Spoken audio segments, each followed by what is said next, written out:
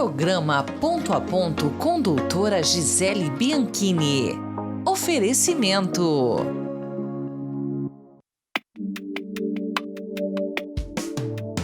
Viver bem, morar bem, é ser feliz todo dia. Bianchini Imóveis é a felicidade da sua família. A casa dos seus sonhos, aqui você vai encontrar. Bianchini Imóveis. Compra, venda, locação, administração e avaliação. Avenida Paraná, 1423, em Maringá. Realize o seu sonho, aqui você pode vir pra Bianchini Imóveis. Programa Ponto a Ponto. Olá, sejam muito bem-vindos a mais um programa. É uma satisfação estar com vocês aqui novamente. E hoje eu tenho um convidado muito especial, que é o advogado Diego Franco. Ele que é formado pela Universidade Estadual de Maringá, tem 2 especializações, é professor universitário e articulista, escrevendo para diversos jornais, é investidor da Bolsa de Valores desde 2006, possuindo ainda uma empresa de pesquisa e consultoria política e empresarial. Atualmente, ele é procurador jurídico do município de Sarandi. Ele vai estar conosco daqui a pouquinho após o intervalo, falando de um assunto muito importante, que é a questão dos investimentos na Bolsa de Valores. Programa Ponto a Ponto com doutora Gisele Bianchini. Oferecimento. Patriotas Conservadores Maringá. Os Patriotas Conservadores de Maringá é formado por pessoas que defendem a família brasileira, os princípios cristãos, a moral e os bons costumes. Somos patriotas e conservadores. Queremos o melhor para o nosso país, pois o futuro dos nossos filhos depende das nossas escolhas. Junte-se a nós. Nos sigam no Instagram, @Patriotas Conservadores de Maringá. Quer alcançar seus grandes sonhos? A Unicesumar vai junto. Quer liderar tendências ao invés de segui-las? A gente dá todo o apoio. Participar de decisões importantes? Aqui você vive experiências do mercado de trabalho. Seja qual for o seu propósito, na Unicesumar você encontra tudo o que precisa para transformar os desafios em grandes conquistas. Aonde você quer chegar? Vai com a Unicesumar. Programa Ponto a Ponto. E já estou aqui no estúdio com o Diego Franco, ele que é advogado. E nós vamos estar começando nesse ano agora falando sobre um assunto muito importante, que é a questão da economia, a questão dos investimentos. Ele que é investidor desde 2006. Fala para nós, Diego, sobre a questão dos investimentos, a perspectiva, né, neste ano de 2024. Sim, então nós primeiramente gostaria de agradecer o convite de estar aqui. E a respeito dos investimentos, né, nós vamos ter um ano aí com bastante novidades, né? O cenário mundial, a gente tem bastante eleição aí, seja no continente americano, na própria Europa, na Ásia, temos guerras, tem muita coisa acontecendo no mundo que vai acabar influenciando, né? Então hoje no Brasil nós estamos tendo uma redução aí da taxa Selic, ou seja, a renda fixa ela está passando a render menos, né? Aquele 1% praticamente garantido todo mês que o pessoal estava deixando no banco hoje já não está sendo mais tanto realidade. E a respeito aí da renda variável, das bolsas de valores, né? Nós tivemos um crescimento em torno de 22% da bolsa no ano de 2023, então o pessoal está animado. Então. Olha, sim, subiu bem a bolsa, né? Sim. E o pessoal está animado aí com boas perspectivas para esse ano também. Sim, teve agora a notícia, acho que foi ontem, né, sobre a questão da Gol. Realmente vai acontecer essa recuperação judicial, então as ações da Gol acabam despencando, né, Diego? Essa última semana as ações despencaram em torno de 40%, né, nos Estados Unidos. E isso porque a Gol ela precisa fazer uma reestruturação da dívida, né? Sim. Então, as empresas de aviação aérea em geral, né? Vamos dizer, e hoje estamos falando da Gol, mas quando nós olhamos os histórico no Brasil, né? Nós já tivemos várias empresas que acabaram deixando de operar. A Gol, ela tá um pouco mais saudável, né? Ainda tá saudável, mas precisa de uma recuperação judicial. Sim. Então, eles vão fazer isso porque eles têm várias debêntures, vários títulos internacionais, então eles estão fazendo esse processo de reestruturação da dívida nos Estados Unidos para que isso possa ocorrer de uma forma mais suave e a empresa possa continuar operando normalmente. Sim. O Diego, fala para nós, por que investir então na Bolsa de Valores ao invés de uma renda fixa? Explica para os nossos telespectadores. Então, o brasileiro ele é muito acostumado, por exemplo, com aplicar ali na poupança, né? Ou mesmo alguns que têm um pouquinho mais de conhecimento, coloca lá no CDB, numa LCA, numa LCI, todos esses investimentos de renda fixa. Sim. E a renda fixa, ela, apesar dela nominalmente garantir aí algum rendimento, então a pessoa coloca lá R$100, no final do ano ela vai ter lá 106, 107, se ela colocar numa poupança, né? Sim. Então é um rendimento aí bem pequeno, mas a inflação acaba corroendo esse rendimento, porque você fala, olha, eu tinha R$100, agora eu tenho 106, então eu ganhei 6. E isso não é verdade, porque se no começo do ano você comprava determinado produto, no final do ano, às vezes, a inflação passou dos 6, 7% do rendimento. E não consegue mais adquirir aquele mesmo bem. Exatamente. No começo do ano. Mesmo a pessoa tendo um valor ali que aparentemente é maior, né, que acontece na renda fixa, às vezes a inflação acabou corroendo. E a renda variável, ao contrário, por exemplo, como nós citamos aí a Bolsa de Valores, é uma situação totalmente diferente. Por quê? Apesar de existir esse risco de perda do próprio capital, se a empresa vier a falir ou se a empresa tiver algum tipo de dificuldades, no geral, se o investidor fizer o trabalho de casa, estudar se essa empresa ela está tendo lucro, se os funcionários estão, né, contentes, se o negócio é lucrativo, a possibilidade de ganho é muito maior. Então ela não vai ficar restrita a 6, 7, 8% ao ano. Tem várias empresas que sobem 20, 30, 50, até dobram de valor por ano. Sim. Qual a melhor empresa, então, para investir na questão da Bolsa de Valores? São várias, né? Tem várias.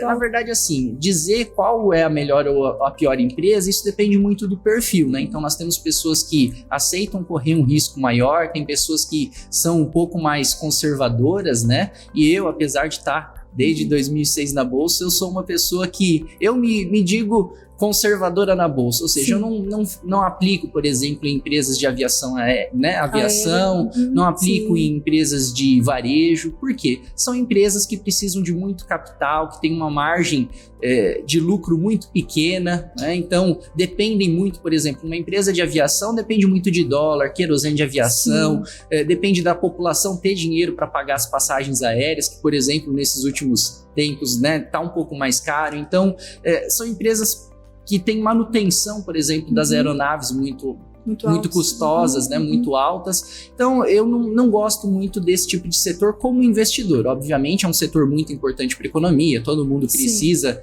de empresa de aviação, de varejo e tudo mais, mas do ponto de vista de investimento, eu entendo que é uma empresa que tem uma dificuldade de remunerar o acionista. Então, eu me digo conservador e eu aplico mais em empresas que têm um histórico de lucro muito bom e empresas que têm, por exemplo, como bancos, seguros, energia elétrica, né? Os bancos são seguros. Quando que nós ouvimos aí um banco que está em dificuldade, né? Às vezes é muito difícil. Se nós pegarmos aí os grandes bancos do país, né? Uma empresa de energia elétrica, se nós formos pensar qual empresa de energia elétrica já quebrou? Muito difícil, né? Todo mundo precisa da energia elétrica, precisa de uma empresa de saneamento, uma empresa de telefonia, um banco, uma seguradora. Então são empresas que têm uma margem de lucro muito boa, que têm um histórico muito bom na sociedade.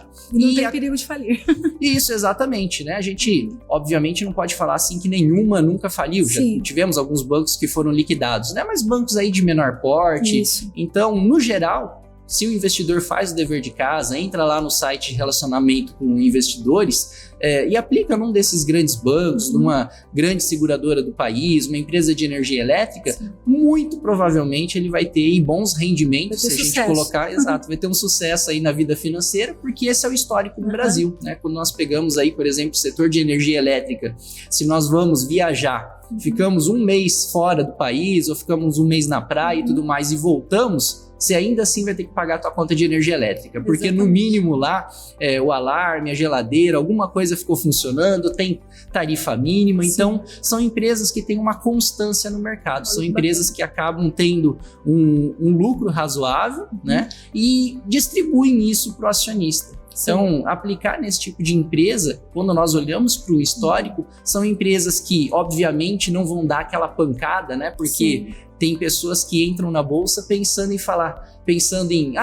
eu quero dobrar meu capital em uma semana, triplicar, né? Coisas assim que, na verdade, não são realistas, né? E quando nós colocamos nesses setores aí, que são, algumas pessoas falam, mas é um setor chato, não acontece nada, mas na verdade o investimento é para ser chato, é para você colocar lá o dinheiro, esperar porque e de pouquinho prazo, em pouquinho. Né? As pessoas têm que ter essa noção que não é colocar ali daqui 6 meses e retirar. Tem um prazo específico. Né? Exatamente. Então, assim, quando a pessoa adquire uma ação, obviamente ela pode vender no segundo seguinte, no dia seguinte, a qualquer hora. Só que essa constância que você mencionou, Gisele, ela é muito importante. Por quê? A partir do momento que a pessoa compra, né, uma ação de uma empresa, ela está sendo uma pequena dona, né, dessa empresa. Ela está tendo uma participação acionária nessa empresa. E se nós observamos aqui os empresários no dia a dia, ninguém fica comercializando o restaurante que tem, a padaria que tem, vendendo toda hora. Não, a pessoa abre um restaurante, abre um posto de combustível, abre uma empresa para ter ela por 5 anos, por 10 anos, às vezes para a vida inteira e passar para os filhos. Com certeza.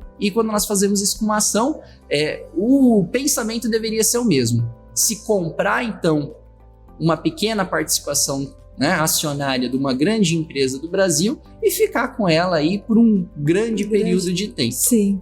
Ô, Diego, o que é dividendo? Explica para os nossos telespectadores, ou capital próprio, né? Isso. Então, nós temos aí 2 formas principais de remuneração do acionista, né? Os dividendos e o juros sobre capital próprio. Sim. Então, essa pessoa que compra uma ação e não tem o intuito de vender ela já no segundo seguinte, no dia seguinte, ela vai permanecer com essa participação acionária. E aí, imagine só, se nós temos alguém que comprou um restaurante, comprou um posto de combustível e está administrando no dia a dia. Todo mês, ele teve os custos, pagou funcionário, pagou fornecedor, pagou tudo e teve a receita, né? O pessoal que abasteceu lá no posto, por exemplo, ou que comprou o pão, comprou algum produto na padaria. Então, dentro das receitas e da despesa, sobrou ali um lucro, né? Esse lucro, quando a pessoa tem uma empresa, uma pequena empresa, ele pode tirar ali a título de prolabore ou de dividendo. Então, ele vai retirar uma parte desse lucro, né? Para ele, pessoa física. E isso também acontece na Bolsa de Valores. Então, você tem lá uma Petrobras, você tem um Banco do Brasil, um Itaú, ou enfim, qualquer outra empresa. Quando ela tem um lucro operacional, ela tem lá um lucro líquido, ela pode fazer essa distribuição para o acionista. Então, a partir do momento que a pessoa comprou uma ação, ela vai participar, né, desses ganhos. Então, o dividendo hoje no Brasil, pela legislação, ele é isento. E aí, sempre que a empresa faz essa distribuição dos lucros para acionista, todo mundo que tem a ação em determinado dia vai receber esse dividendo. O juros sobre capital próprio é como se fosse hoje o dividendo. A única diferença jurídica que a gente tem é que ele vai sofrer uma retenção de 15% de imposto de renda. Né? Então, é uma forma que a empresa tem de remunerar o acionista, só que para a empresa, ela consegue um abatimento no imposto e ela joga esse imposto para o acionista. Então, quem paga é o acionista. Quando ele recebe, ele vai receber 15% menos porque o governo ficou ali, e isso a título de imposto de renda, né? Enquanto no dividendo a empresa não tem esse benefício do abatimento, só que aí o acionista vai receber ele de forma isenta. Sim. E Diego, o que esperar então do retorno das bolsas de valores, das ações? Então, eu estou bastante confiante para esse ano, apesar da gente já ter tido um crescimento bem razoável, né? Muito bom, na verdade, no ano passado. Esse ano, em que pese as instabilidades que nós comentamos aqui mais no início do programa, nós temos uma perspectiva muito boa, né? Porque o Brasil aí é um país que tem um agronegócio forte, é um país que tem empresas fortes e empresas também que participam muito no exterior, né? Então, diferente às vezes de alguns pensamentos na qual a Bolsa de Valores seriam empresas que só atuam no país, né? Tem gente que acredita isso. Não, nós temos empresas brasileiras que têm atuação aí em inúmeros países, em dezenas de países diferentes, né? Então, essas empresas recebem, vendem, né? Exportam produto que é produzido no Brasil, ou mesmo tem fábricas no exterior e recebem moeda forte. Então, recebem em dólar, recebem em euro, e eles trazendo, né, esse dinheiro para o país, né, com as atuais cotações aí, são empresas que podem, né, e costumam dar um lucro bem razoável aí. Então, o nosso agro, né, graças a Deus, nós temos um agronegócio forte, né? Sim. Nós somos os maiores exportadores de grãos do mundo, e isso aí está alavancando a nossa economia, e a gente tem que agradecer muito aos agricultores, né, aos pecuaristas. Que Deus abençoe cada um que está nos assistindo. Exatamente. Então, o agronegócio no Brasil, ele é muito forte, né? E o Brasil, como um país continental que é, né? Tem uma produção aí extremamente grande e extremamente expressiva, né? No cenário mundial, né? Então o Brasil faz essas exportações e acaba recebendo em moeda forte, né? Porque no exterior o que o fazendeiro, né, o agricultor vai receber em dólar, né? Geralmente em dólar, né? Alguns recebem em euro, em outra moeda, mas o dólar ainda é a moeda forte do mundo, né? Então traz divisas para o país, né? E acaba contribuindo bastante com a economia, né? Dentro da Bolsa, nós não temos tantas empresas ainda de agronegócio, mas isso tem crescido nos últimos anos, né? Então o pessoal tem se profissionalizado, né, bastante, tem aberto aí sociedades anônimas e isso tem crescido bastante. Legal. Diego, explica para nós como dividir o patrimônio em renda fixa e renda variável. Tá. Essa divisão, ela deve ocorrer de acordo com o perfil de cada investidor. Então, o perfil do investidor depende da renda que ele tem, depende do momento financeiro que ele está vivendo. Então, por exemplo, uma pessoa que é mais jovem, ali de 20, 25, 30 anos, ainda vai trabalhar por bastante tempo. Se perder algum dinheiro hoje, tem um tempo para recuperar. Ou seja, uma pessoa mais jovem, ela pode correr mais riscos, por exemplo, que alguém que já está aposentado. Então, eu sempre falo que é importante ter ali uma reserva de emergência, ter um valor a ser guardado numa renda fixa para uma eventual emergência. Então, todo mundo está sujeito a sofrer um acidente, a ficar desempregado, acontecer alguma coisa que precise de dinheiro. E esse dinheiro de emergência, ele não pode ser o dinheiro da Bolsa de Valores, porque a Bolsa, ela sobe muito uma hora, ela cai bastante no outro, então ela oscila bastante, e por isso que é chamada de renda variável. Então, a renda fixa, ela deve fazer parte independente do investidor. Quanto mais jovem, ele pode ter uma parcela menor. Então, o investidor jovem pode ter lá 10, 20%, né? 30% numa renda fixa e um percentual bem elevado numa renda variável, porque ele tem esse tempo ainda, né, de maturação, de conquistar as coisas, de aumentar o patrimônio. Exatamente. Agora, uma pessoa já que está aposentada, que depende às vezes do rendimento do investimento dela para sobreviver, ela tem que diminuir um pouco, né, ou é aconselhável que ela diminua um pouco a renda variável dela e tenha uma parcela um pouco mais expressiva na renda fixa. Por quê? Porque aquele dinheiro que vai rendendo o investimento dela todo mês, ela pode retirar para pagar ali como se fosse uma aposentadoria ou para pagar os custos, né, do dia a dia, né? Obviamente que tudo depende do conhecimento financeiro que essa pessoa tem, né? Se a pessoa tem bastante conhecimento financeiro, já tem um patrimônio, né, grande, às vezes tem imóveis de aluguel ou recebe uma aposentadoria e tudo mais, ela pode ainda assim, mesmo sendo uma pessoa um pouco mais de idade, tomar um risco maior, né, porque ela já tem uma vida mais equilibrada, né? Sim. Então,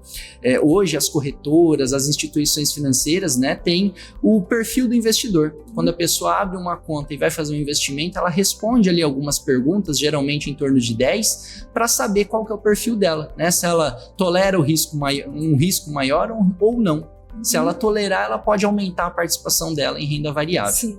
Seria tão importante se o nosso país tivesse, né, uma matéria específica de educação financeira nas escolas, porque isso daí abriria a mente, né, dos nossos jovens, e a gente vê que a maioria da população brasileira ela não tem muito conhecimento sobre a questão dos investimentos, sobre bolsa de valores. E isso daí, nos países de primeiro mundo, a gente vê que é uma prioridade, né, Diego? Sim, bastante, né? Nós temos um livro aí bastante conhecido que é o Pai Rico, né, do Robert Kiyosaki, e ele trata bastante dessa questão de educação financeira. Sim. Isso tem começado a ser discutido aí no Brasil. Hoje nós temos aí até canais de YouTube, alguns livros e tudo mais, e mesmo no ambiente escolar, algumas escolas já têm isso sendo discutido, sim, né, para educar mesmo financeiramente já a criança, né, ou mesmo o adolescente. Ainda não estamos numa situação ideal, como que você falou, né, mas isso deveria ser uma matéria aí obrigatória em todas, né, as escolas do país para ensinar, porque queira ou não,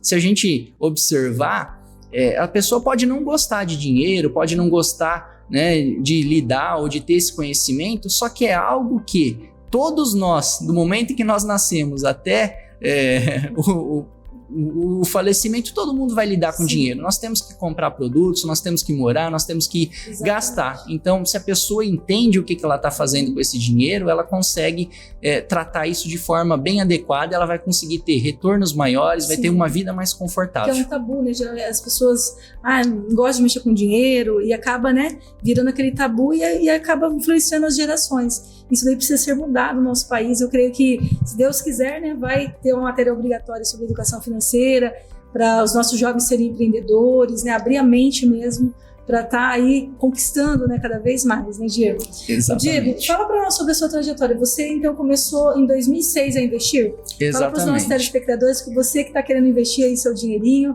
o Diego vai dar umas sugestões aí. Então, em 2006 nós tínhamos um ambiente bem diferente do que é hoje, né? Hoje a pessoa já consegue entrar na bolsa, né? Nós temos primeiro corretoras que não cobram taxas de abertura. Hoje você consegue fazer esse processo tudo pela internet. Na época não. Quando eu abri a conta da corretora, eu tive que imprimir os papéis, assinar os contratos, mandar por Sedex para São Paulo. Então assim, nossa, a dificuldade ela era muito maior do que é hoje. Hoje com um clique ali na internet, no aplicativo, já se consegue abrir conta numa corretora, faz um Pix ali, consegue já comprar as ações, né? E isso antigamente não era dessa forma. Uma outra situação que mudou bastante é que antigamente a gente não tinha acesso às informações. Tanto que eu falo que hoje eu tenho esse perfil, né, mais tranquilo, já estou bem mais acostumado, né? A gente já tem rendimentos muito mais constantes. Mas meus primeiros meses de bolsa foram bastante difíceis, porque a gente não tinha esse conhecimento que se tem hoje, não tinham enfim, esse acesso mesmo à informação que se tem. Então eu acabei comprando empresas mais arriscadas, comprava num dia, vendia no outro, cheguei a ficar comprando e vendendo no mesmo dia várias vezes, né? Então assim, são coisas que hoje eu sei, né, que em que pese algumas pessoas a defenderem, né, o day trade e tudo mais, que essa compra e venda de ação no mesmo dia, é algo que no longo prazo ele não vai dar um rendimento adequado, né? Então, eu sofri bastante esses primeiros meses e eu tive que pensar bem, né? Porque eu tive prejuízos nesses primeiros meses e aí depois eu falei, nossa, vou ter que me educar financeiramente de forma diferente, né? Porque a Bolsa de Valores, ela traz para as pessoas também sentimentos ali. Você vê que você acabou de comprar, a pessoa fica eufórica se o valor já está subindo, né, em pouco tempo, ou vai ficar mais depressiva, mais para baixo se o valor está caindo, e isso tem que ser lidado, né? Então a parte psicológica mesmo de se investir na bolsa, ele tem que ser bem trabalhado. Então nós temos 2 pontos que tem que ser observados, né? Essa parte psicológica da pessoa aceitar que o valor que ela tem, que ela acabou de colocar na Bolsa de Valores, ele pode subir bastante ou ele pode cair bastante, né? Tem que ter essa clareza. Tem que ter essa clareza. Se a pessoa não suporta, por exemplo, ela juntou lá, sei lá, 10 mil, 20 mil, colocou na bolsa. Se ela não suporta que esse dinheiro pode ser reduzido à metade em pouco tempo, talvez a bolsa não seja o lugar dela, né? A mesma coisa, claro, pode dobrar e tudo mais, né? Só que o ser humano, ele aceita o ganho de forma muito mais fácil do que a perda, né? Então, tem todo esse tipo de situação. Então, mudou bastante, né? Desde o começo, mas fui me educando e ao longo do tempo também, mais pessoas começaram a falar, surgiram mais livros, né? E isso tem mudado para melhor, né? A população americana mesmo, nós temos mais de 50% da população que tem ações em bolsa, né? E no Brasil, se nós colocarmos lá hoje 2%, né? Há 5, 6 anos atrás não tinha 0,5% da população que tinha ação em bolsa. Hoje subiu. A importância da educação financeira. Exatamente. É muito importante. Porque no longo prazo, eu não vejo nenhum tipo de investimento, né, que tenha um rendimento tão bom quanto a Bolsa de Valores, né? E a Bolsa eu falo de forma geral. Obviamente, dentro da Bolsa nós temos aí hoje mais de 300 empresas, praticamente 400 empresas, então tem boas empresas e tem más empresas, né? Como tudo na vida. E aí cabe ao investidor escolher aí uma boa ação, uma boa empresa para investir.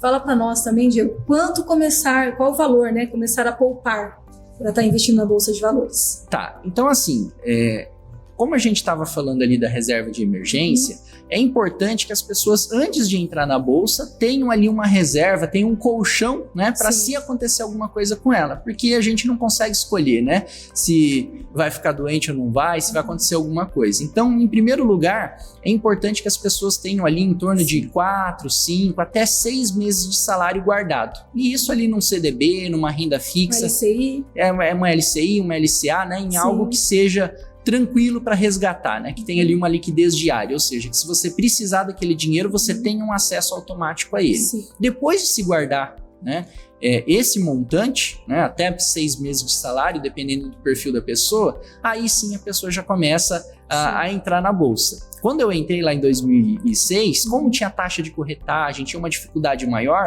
era necessário que a pessoa tivesse uma quantia um pouco mais expressiva de dinheiro para entrar. Hoje isso não acontece. Hoje nós temos várias corretoras com taxas gratuitas de corretagem, ou seja, a pessoa que tem o interesse em entrar na bolsa, com R$200, com R$300, ela já consegue entrar de forma bem tranquila. E é até bom, porque se ela perder ali um pouquinho, né, ou se ela ganhar, é pouca coisa, não vai fazer diferença. Então, esses meses iniciais que são meses difíceis até a pessoa entender, né, o funcionamento da bolsa, entender as regras, entender tudo, se ela começa ali com pouco, é até bom mesmo, porque essa variação não vai mexer tanto com o psicológico dela. E aí, à medida que o tempo vai passando, ela vai conseguindo aprender, né, esse funcionamento, vai entender como funciona mesmo a bolsa, ela vai ter uma perspectiva muito boa e mais segura para estar investindo. Exatamente, né? O importante que a gente tem na bolsa é a constância. Então, as pessoas que têm a disciplina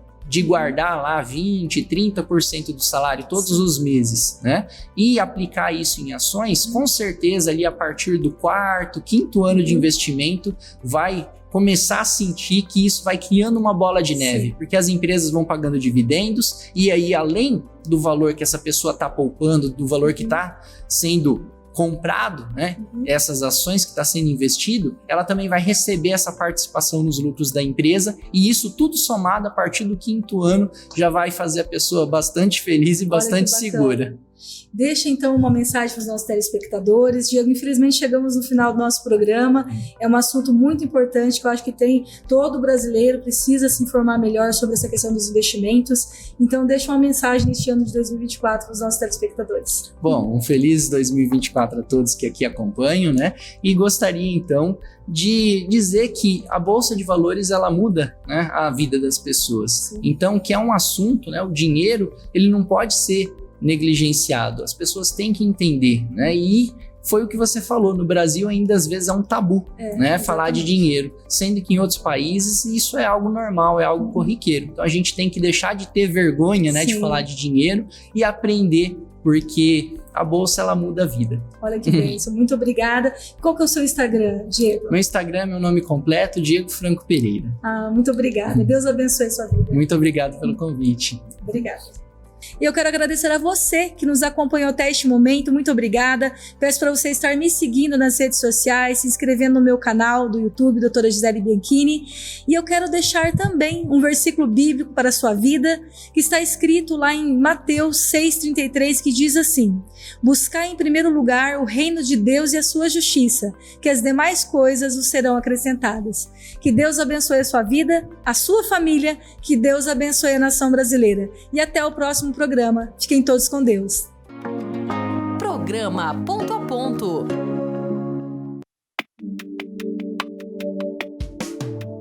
Viver bem, morar bem, é ser feliz todo dia. Bianchini Imóveis é a felicidade da sua família. A casa dos seus sonhos, aqui você vai encontrar. Bianchini Imóveis. Compra, venda, locação, administração e avaliação. Avenida Paraná, 1423, em Maringá. Realize o seu sonho, aqui você pode vir pra Bianchini Imóveis.